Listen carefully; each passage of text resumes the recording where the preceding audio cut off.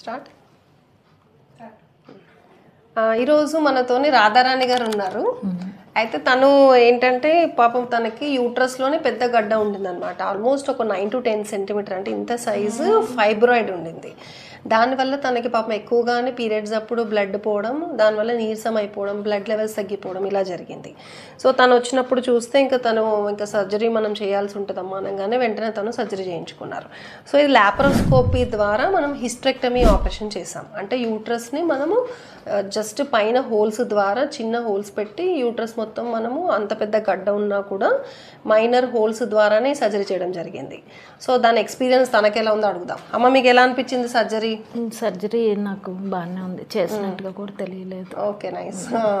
తర్వాత మరి మీరు ఎప్పుడు డిశ్చార్జ్ అయ్యారు? 1 డేలో, నెక్స్ట్ డేనే డిశ్చార్జ్ అయ్యారు. ఓకే, మరి ఇంట్లో పనులు అవి చేసుకుంటాం. ఇంట్లో పనులు కూడా చేసుకుంటున్నారు. ఓకే, ముందుకి ఇప్పటికి మీకు బెటర్గా అనిపిస్తుందా? బెటర్గా అనిపిస్తుంది. అంటే మీకు ఎక్కువ బ్లడ్ లాస్ అయ్యి ఎక్కువ అనీమియా ఉండింది మీకు.